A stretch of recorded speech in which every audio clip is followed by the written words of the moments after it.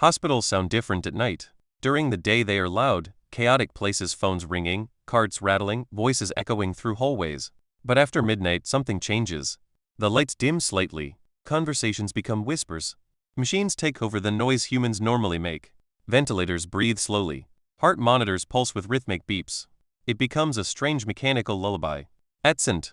Gabriel Medical Center, that lullaby filled the pediatric wing long after the city outside had fallen asleep. A few tired nurses moved quietly through the corridors, finishing routine checks. A janitor pushed a mop bucket slowly past the nurses' station. Somewhere down the hall, a vending machine hummed like an exhausted refrigerator. Nothing unusual, nothing alarming, just another night. And walking calmly through that quiet hallway was Emma Collins. To the hospital staff, Emma was still the new nurse. She had joined the pediatric department only 2 months earlier. Her employee badge still had the small orange sticker that marked her as probationary staff. Most rookies moved nervously during their first months. Emma didn't. She moved with a calm rhythm that some people found reassuring and others found unsettling. Her scrubs were slightly wrinkled from working overtime. Her blonde hair was tied back tightly, practical and out of the way. A small pen-like clip to her pocket swung gently as she walked. She paused outside room 317 and checked the chart hanging beside the door. Leukemia patient. 8 years old. Stable overnight. Emma stepped inside. The little girl inside the bed was asleep beneath a blanket covered in cartoon dolphins. And Roman 4 pump ticked quietly beside her. Emma adjusted the drip rate, then lightly checked the girl's pulse. Steady. She smiled faintly and gently pulled the blanket higher around the child's shoulders before leaving the room. As she stepped back into the hallway, voices drifted from the nurses' station. 2 senior nurses were leaning against the counter, speaking quietly while sipping coffee. That new girl, one of them murmured, nodding toward Emma's direction. What about her? She's strange. Strange how? The nurse shrugged. Too calm. The second nurse chuckled. Maybe she hasn't worked enough shifts yet. Maybe, the first said, though her tone carried doubt. They watched Emma walk down the hall. Her posture was straight. Her movements efficient. No wasted motion. One of the nurses leaned closer. You ever notice her hands? What about them? They don't shake. Ever. The other nurse frowned. Why would they? I don't know, the first said. But every rookie I've ever trained shakes a little during night shifts. They both looked toward Emma again. She doesn't. Emma heard them. Not because she was trying to listen, but because she heard everything. The quiet footsteps behind her. The distant elevator doors opening 2 floors down. Even the faint buzz of fluorescent lights overhead. Awareness had become second nature long ago. But habits like that weren't something a normal nurse developed. Emma stopped outside another room and checked the monitor through the glass. Everything looked normal. Still, something felt off. She couldn't explain it. Hospitals have patterns, rhythms, and tonight something in that rhythm had shifted. A sound was missing. She realized what it was. Security patrol. The guard usually passed through the pediatric wing every 30 minutes during night shifts. Emma glanced at the wall clock. The patrol was already 10 minutes late. Probably nothing, but instinct whispered otherwise. She continued walking, her senses quietly sharpening. At the nurse's station the phone rang suddenly, making one nurse jump. St. Gabriel Pediatrics, she answered groggily. Emma turned the corner at the end of the hallway, and that's when everything changed. A shout exploded through the corridor. Everyone get on the floor. The words hit like a thunderclap. For a moment nobody moved. Then chaos erupted. A nurse screamed. A clipboard clattered against the tile floor. One father grabbed his wife and pulled her behind a hospital bed. At the far end of the hallway a man stepped into view. He looked soaked from the rain outside. His hoodie clung to his shoulders. His breathing was fast, ragged, and in his shaking hands was a pistol. The weapon swung wildly as he pointed it down the hallway. Get down. He shouted again. Panic spread instantly. 2 nurses dropped to the floor. Another froze beside a medication cart, unable to move. The man's fingers sat dangerously deep inside the trigger guard. His eyes were wide with fear. Untrained. Unpredictable. The most dangerous kind of threat. People scrambled to obey. Except one. Emma Collins didn't drop. She stood perfectly still. Not from courage. From calculation. Her eyes scanned the situation in seconds. Distance to attacker. Approximately 20 feet. Clear line of sight. No cover. Children sleeping in rooms behind her. If he entered the wing further, they would be defenseless. Emma slowly raised her hands. The gunman noticed her immediately. You, he barked. The pistol pointed directly at her chest. Get down. Emma lifted her hands slightly higher. But instead of stepping back, she stepped forward. One step, then another, placing herself between the gunman and the patient rooms. "I'm a nurse," she said calmly.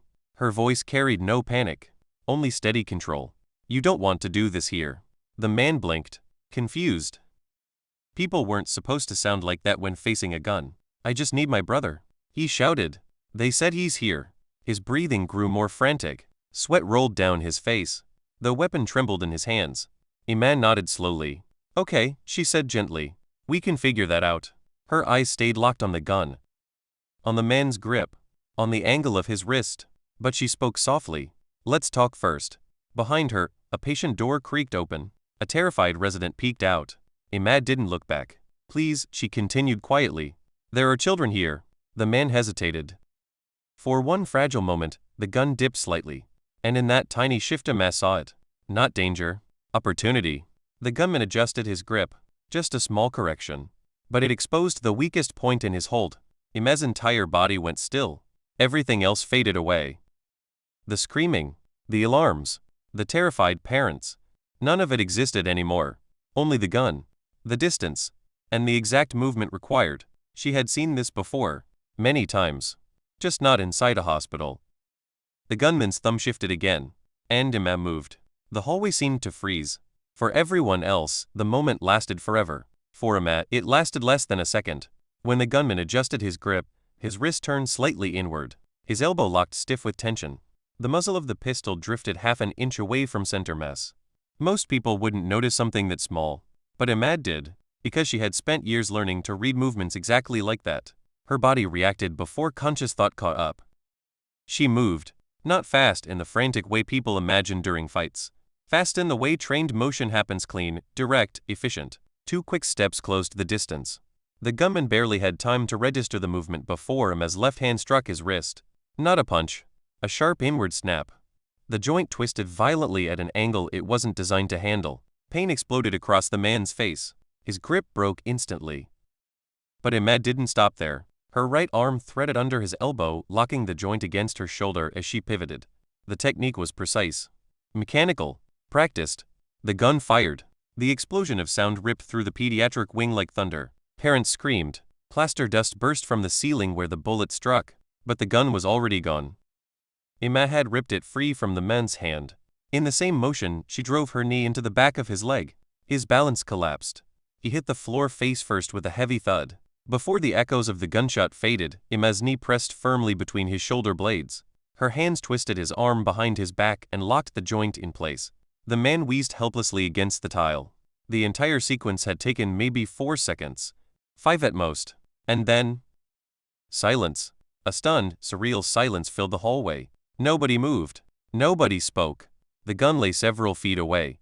The gunman lay pinned to the floor, and the person holding him there was still just a nurse in wrinkled scrubs. Imad's breathing stayed slow and controlled. Her grip never loosened. "Don't move," she said calmly to the man beneath her.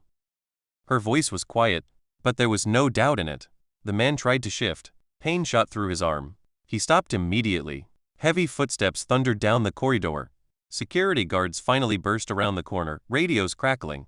They came in fast, hands on their weapons, scanning the scene. Then they stopped. Confusion crossed their faces. The gunman was already subdued. A rookie nurse was holding him down. One of the guards blinked. "Holy, cuff him," Imad said calmly. Her eyes never left the man's shoulders. "He's disarmed but unstable." The guards hesitated only a moment before rushing forward. Metal cuffs snapped around the gunman's wrists. Only after the second guard secured him did Imad rise slowly to her feet. She stepped back, then calmly nudged the gun farther away with her shoe. The hallway began to breathe again. Parents rushed to check their children. Nurses gathered themselves from the floor. A young resident stared at Imad like she had just witnessed something impossible. "How did you?" Imad cut her off gently. "Check the rooms," she said. "Some of the kids will be scared." The resident blinked, then nodded quickly and hurried down the hall. The moment action resumed, the adrenaline began to leave Imad's body. Her hands trembled slightly. She clasped them together behind her back. A habit. Control the tremor. Hide it. Don't let anyone see. Police sirens wailed faintly outside the hospital now. Too late. Everything important had already happened. A group of doctors rushed into the corridor. Leading them was Dr. Mark Ellison, head of pediatrics. Tall, sharp-featured, and permanently irritated. His eyes immediately locked on the scene. The gunman being escorted away. The shaken nurses. And Emma. What happened here? He demanded. One of the security guards gestured toward her. She stopped him. Ellison looked back at Emma slowly. You? His tone carried disbelief. Yes, she said simply. Ellison frowned. That was not your role. Several nurses exchanged confused glances. Emma held his gaze calmly. The lockdown alarm never activated, she replied. Security didn't arrive for over 2 minutes. Ellison's expression hardened. That doesn't authorize physical engagement with an armed threat. A police officer approached, notebook in hand. Ma'am, he said to Emma, we'll need your statement. She nodded. Of course. The officer glanced down at his notes. Witnesses say you disarmed him. Emma said nothing. Do you have prior defensive training? He asked. Her pause lasted half a second. Yes. What kind? The hallway grew quiet again. Emma's eyes remained steady. Sufficient, she said. The officer frowned slightly. Before he could ask another question, Dr. Ellison spoke sharply. Officer, I think what matters here is why a nurse felt authorized to escalate the situation. The officer looked between them. Emma didn't raise her voice. If I hadn't acted, she said evenly, he would have reached the patient rooms. No one argued with that. Not out loud. The gunman was led past them toward the elevators. As he passed Emma, he looked up at her. Fear filled his eyes now. He had realized something. The person he had threatened wasn't helpless. He had misjudged her completely, and that mistake had ended everything. Once the police left with the suspect, the hallway slowly returned to order. But something had changed. People looked at Emma differently now, like they were trying to solve a puzzle. One person approached quietly. Nurse Lena Morales. She had worked at St. Gabriel for 20 years. Nothing surprised her anymore, but she studied Emma carefully. I've seen that kind of movement before, Morales said softly. Emma didn't respond. Combat medics, Morales continued. They move like that.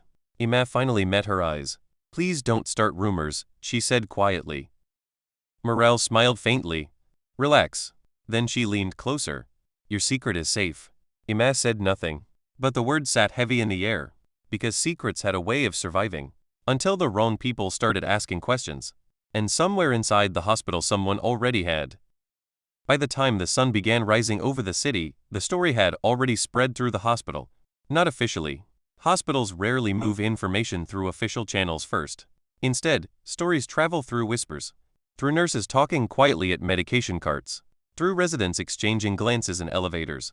Through janitors who seem invisible but hear everything. And the story spreading through St. Gabriel Medical Center that morning sounded almost unreal. A rookie nurse had disarmed an armed gunman, not just stopped him, taken him down, in seconds. Some people exaggerated the details. Others dismissed it as panic confusion. But the one thing everyone agreed on was this. Whatever Emma Collins had done in that hallway was not something taught in nursing school. Emma finished the last hour of her shift quietly.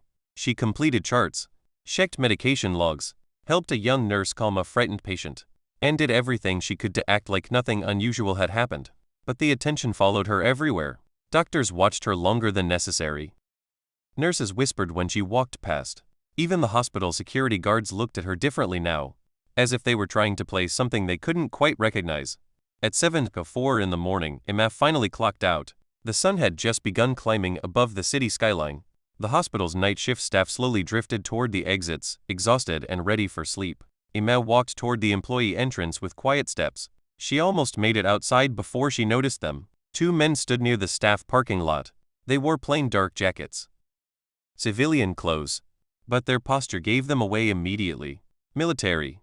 Not active uniform military, but the kind of posture that never really leaves a person.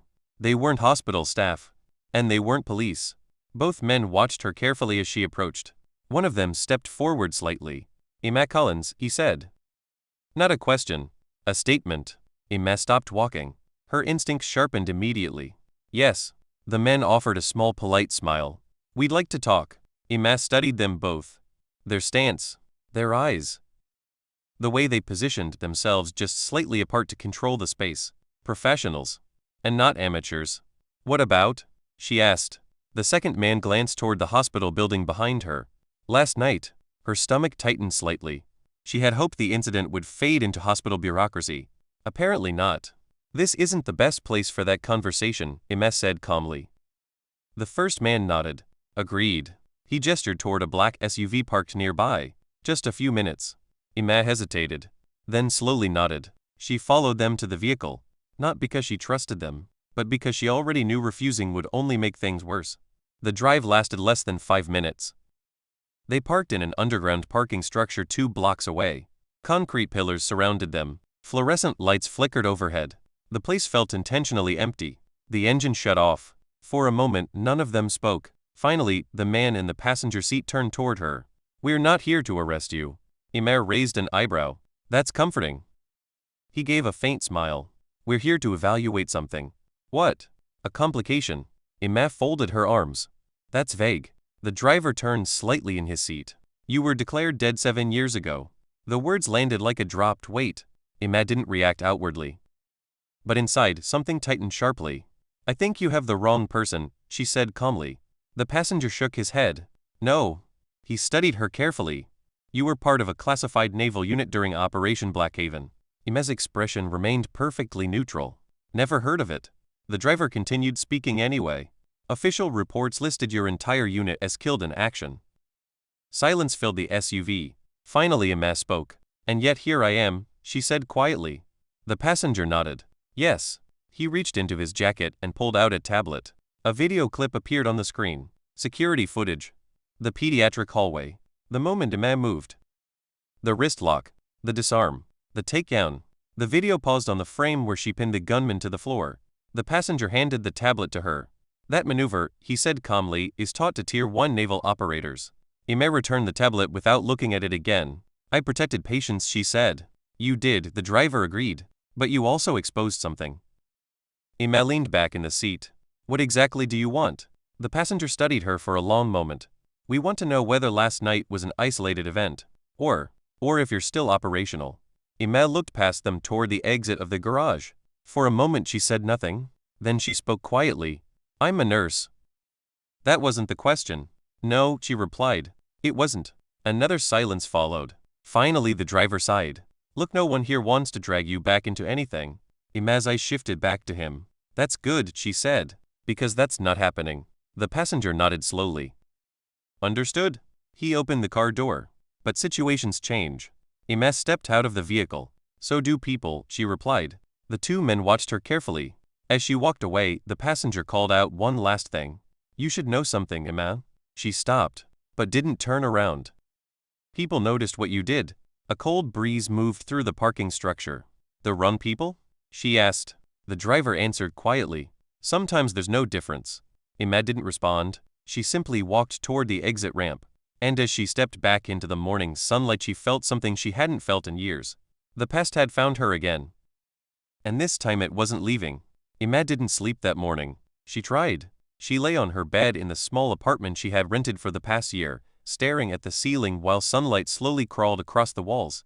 But every time she closed her eyes, she saw the same moment again. The hallway. The gunman. The flash of the pistol firing. And the 2 men in the parking garage. "You were declared dead 7 years ago." The words echoed again in her mind. Emma rolled onto her side and sat up. Her apartment was quiet, almost empty. A small couch, a kitchen table, a few framed photographs she never displayed publicly. She preferred it that way. Minimal, temporary, like someone who never planned on staying in one place too long. For 7 years she had built her life carefully. New name, new career, new identity. Every step had been intentional. Because invisibility had kept her alive. Until last night. Until 5 seconds in a hospital hallway had changed everything. Emma rubbed her face slowly. "You knew this could happen," she muttered to herself. It had always been a possibility, but she had hoped it never would. Her phone vibrated suddenly on the table beside the bed. Emma looked at the screen. Unknown number. A single message. "We need to talk again." She stared at it for several seconds, then placed the phone face down. No response. For the rest of the day she stayed inside. Not hiding. Just thinking. The city moved outside her windows like nothing had changed. Traffic hummed. People laughed on the sidewalk. Somewhere a dog barked repeatedly. Normal life continued. But Emma knew something had shifted. And once the past started moving again, it rarely stopped. 3 days later, St. Gabriel Medical Center felt different. The moment Emma walked through the employee entrance, conversations quieted. Eyes followed her. Not openly, but enough to notice. The story had grown larger. A nurse had stopped a gunman. That alone would have been enough to attract attention, but the details were what unsettled people. The speed, the precision, the way she had moved. Even hospital security had watched the footage multiple times. At the nurse's station, 2 residents stopped talking when Emma approached. She pretended not to notice. "Morning," she said calmly. One of them nodded awkwardly. "Morning." The other avoided eye contact entirely. Emma checked the shift board. Her name had been removed from the schedule. A new note had been written beside it. Administrative review. Before she could ask about it, a voice spoke behind her. "Miss Collins." Emma turned. "Doctor." Mark Ellison stood there again. His expression looked just as irritated as usual. But now there was something else behind it. Suspicion. "We need to speak," he said. Emma nodded once. "Of course." He led her down the hallway toward a glass conference room. Inside waited 2 administrators. And a woman Emma had never seen before. The woman wore a dark tailored suit. Her posture was straight. Her eyes were sharp. "Legal." Emma recognized the type immediately. The woman stood when she entered. "Emma Collins," she said professionally. "I'm Rachel Hargreaves, hospital legal counsel." Emma remained calm. "Am I in trouble?" Hargreaves offered a polite smile. "That depends on your answers." They all sat. Ellison folded his hands on the table. "We've reviewed the incident from several angles," he began. Emma said nothing. "Your action stopped a dangerous situation," he admitted. His tone suggested the compliment physically hurt him, but they also raised questions. "What kind of questions?" Emma asked. Hargreaves spoke next. "Questions about training." Emma leaned back slightly. "What about it?" Ellison tapped a pen against the table. "Security footage shows you performing a very specific kind of disarm technique. And that technique," he said carefully, "is not something nurses are trained to perform." Emma looked at him evenly. "Correct." Ellison's eyes narrowed. "So where did you learn it?" The room grew quiet. Emma took a slow breath. "Previous training." Ellison's voice hardened. "What kind of training?" Emma held his gaze calmly. "The kind that helped me stop someone from shooting children." Hargreaves interjected smoothly. "That isn't what concerns us." "Then what does?" Emma asked. "Liability," she replied. Emma blinked once. "Liability?" Hargreaves nodded. "The hospital must evaluate whether your undisclosed training created legal exposure." Emma almost laughed. "You're worried about lawsuits?" Ellison leaned forward. "You used force in a medical facility. Against an armed gunman. That doesn't change policy." Emma studied them both. And suddenly the conversation made perfect sense.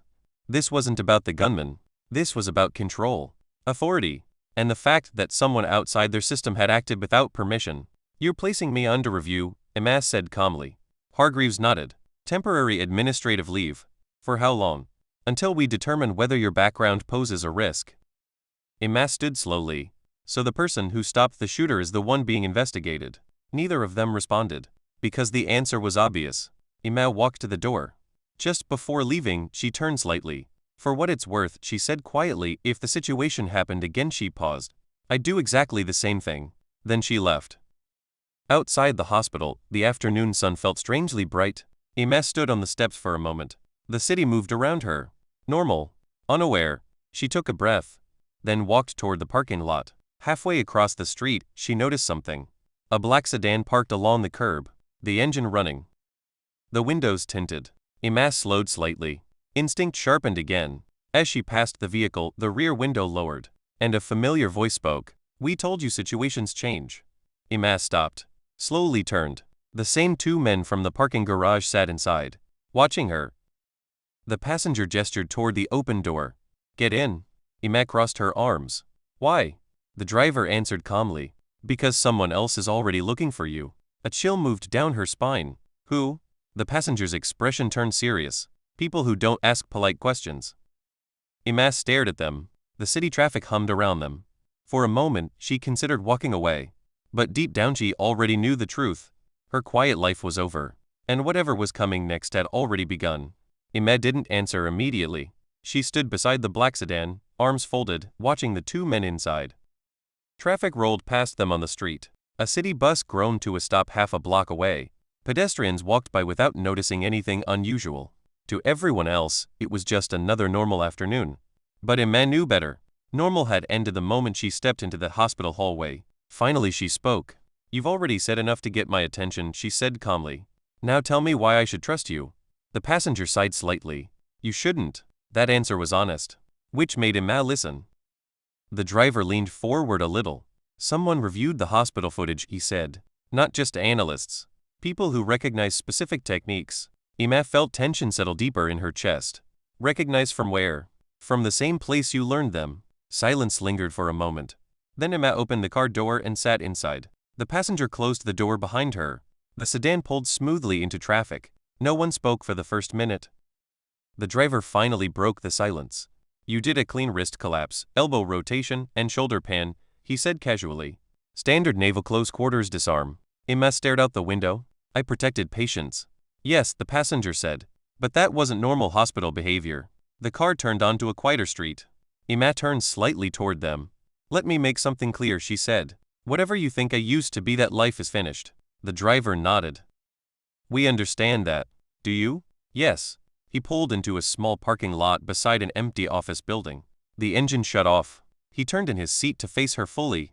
You were a Navy SEAL operator, he said calmly. The words hung in the air. Emma didn't react outwardly. But the name alone carried memories she had buried for years.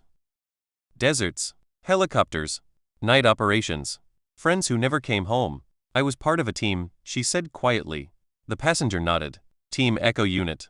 Emma's eyes flickered slightly. That detail wasn't public. How do you know that? Because we were tasked with tracking what happened after Operation Black Haven. The name hit harder than she expected. Emma turned away again. That mission ended, she said flatly. Yes, the driver replied. Officially. Silence filled the car again. Then Emma spoke quietly. My team didn't make it back. The passenger studied her carefully. That's what the report says. Emma's voice dropped slightly. I saw the explosion.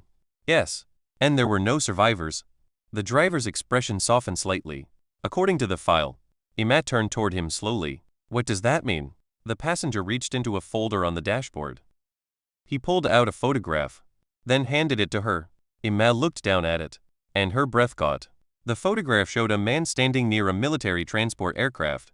He wore civilian clothes, but the face was unmistakable. One of her squad mates. Alive. Emma's hand tightened around the photo. That's impossible, she whispered. Not impossible, the passenger said. Just classified. Her mind struggled to catch up. You're telling me my entire team survived? Some of them. And they let me believe they were dead? The driver answered quietly. You were the only one whose identity couldn't be safely recovered. Emma stared at him. What? The explosion destroyed all traceable records connected to you, he explained. Which meant your survival had to stay secret. The logic was cold. Military logic. Sacrifice one identity to protect the rest. Emma closed her eyes briefly. 7 years of guilt. 7 years of believing she had been the only survivor. All of it had been part of a strategy. Why tell me this now? She asked. The passenger gave a small nod toward the hospital behind them. Because someone else noticed your skills. Who? We're not sure yet. Emma felt the tension returning. But whoever it is, he continued, they're asking questions about a nurse who moves like a Navy SEAL. Emma leaned back slowly. And that's a problem. Yes. For who? For you. The driver gestured toward the hospital. You built a quiet life there. Yes. And now someone is looking at it very closely. Emma thought about the administrative review, the legal questioning. Dr. Ellison's suspicious tone. Her stomach tightened. You think someone inside the hospital reported it? We think someone outside noticed it. The passenger opened the car door. We're not here to pull you back into service. Emma stepped out slowly. Good, she said. Because that's not happening. The driver leaned against the car. We're here to warn you. About what? He looked directly at her. People who hunt highly trained operators.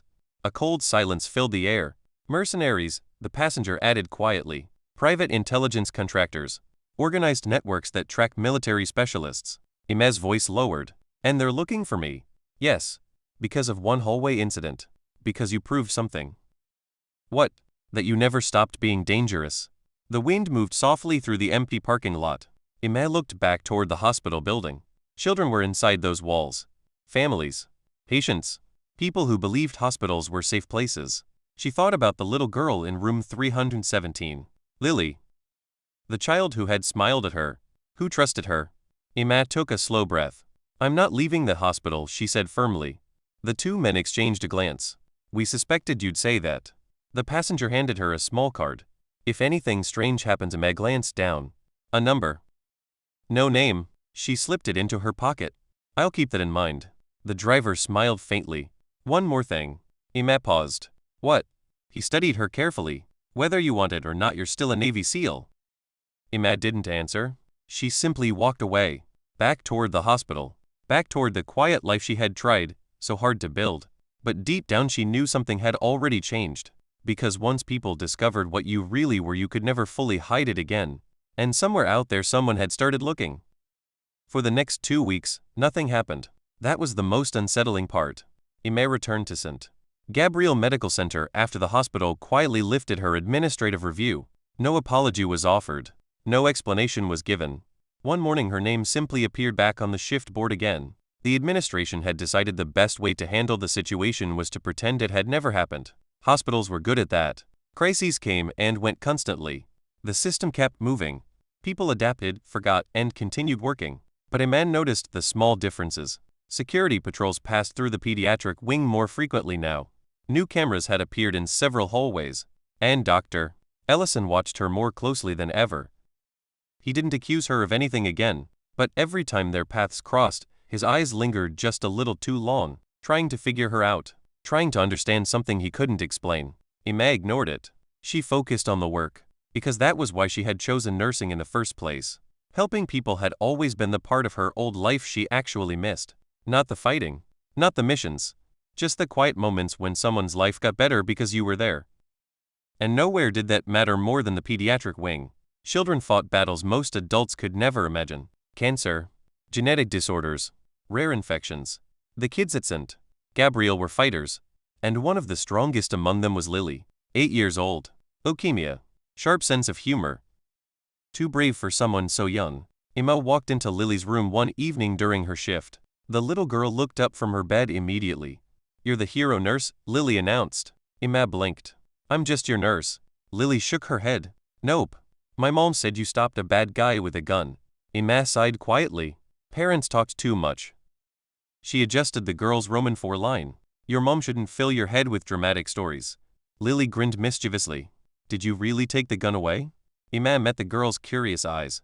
Something like that. Were you scared? The question lingered for a moment. Emma thought about it, then answered honestly. Yes. Lily tilted her head. But you still stopped him. Yes. The little girl nodded thoughtfully. That's what brave people do. Emma smiled faintly. Brave people get scared too. Lily seemed satisfied with that answer. Good, she said. Because I get scared a lot. Emma gently checked the monitor beside her bed. That's normal. Lily leaned back against her pillow. Do you think I'll beat this? The question was quiet. Serious. Too serious for someone so small. Emma didn't hesitate. Yes, she said. The girl studied her carefully. You sound really sure. I am. Lily smiled softly. Then I believe you. Emma finished adjusting the Roman 4 and headed toward the door. Just before leaving, Lily spoke again. You make people feel safe. Emma paused. Those words stayed with her long after she left the room. Later that night, Emma walked out to the employee parking lot after her shift ended. The air was cool. The city was quiet. Her car sat alone near the back of the lot. She reached into her pocket for the keys. And stopped. Someone was standing beside her vehicle. A man stepped forward slowly from the shadows. Emma reacted instantly. Her body moved before her mind fully processed the threat. In one fluid motion she grabbed his jacket, pivoted, and slammed him against the side of the car. Her forearm pressed against his throat. Her knee locked against his leg. Identify yourself, she said coldly. The man raised both hands quickly. Easy. Emma didn't loosen her grip. Who are you? The man coughed slightly under the pressure. Ethan. The name meant nothing. Last name, Emma demanded. He leaned closer and whispered something. A call sign. One only 6 people in the world had ever used. Emma froze. Her grip loosened immediately. She stepped back slowly. You're dead, she said. The man rubbed his throat. Technically, yes. Emma stared at him. Recognition slowly spread across her face. Ethan Carter, one of the members of her SEAL unit. A man she had watched disappear into fire during Operation Black Haven. You're alive, she said quietly. Ethan gave a small tired smile. So are you. They both stood there for a moment in silence. 7 years of history hung between them. What are you doing here? Emma finally asked. Ethan's smile faded. Because people have started asking questions. Emma already knew what he meant. The hospital incident. Yes. He glanced around the parking lot. We can't talk about this out here. They both got into Emma's car. The interior lights dimmed as the doors closed. Ethan leaned back in the passenger seat. They're looking for you, he said. Who? Several groups. Mercenaries? Yes. Emma exhaled slowly. I was warned. Ethan nodded. They've been trying to track former Tier 1 operators for years. For what purpose? He shrugged slightly. Private security. Intelligence gathering. Sometimes worse. Emma stared out the windshield. And now they've noticed me. Yes. Silence filled the car. Finally Ethan asked the question that had been waiting between them. Why a hospital? Emma didn't answer immediately. Then she said quietly, because saving people felt better than fighting them. Ethan nodded slowly. I can understand that. Emma turned toward him. I'm not leaving. I know. Those kids need someone watching over them. Ethan looked toward the hospital building glowing softly in the distance. That's exactly why I came. Emma frowned. What do you mean? He leaned forward slightly. Because if someone tries to hurt you they'll have to get through me first. Emma studied him carefully. You're staying? For now. She leaned back in her seat. 7 years ago they had fought wars together. Now they were sitting in a hospital parking lot protecting sick children. Life had strange ways of circling back. Emma started the car engine. Then welcome to pediatrics, she said. Ethan smiled faintly. But neither of them knew yet that the real danger was already on its way. And the next time violence arrived at St. Gabriel Hospital. If this story moved you, don't forget to like the video, subscribe to the channel, and comment what you would have done in that situation.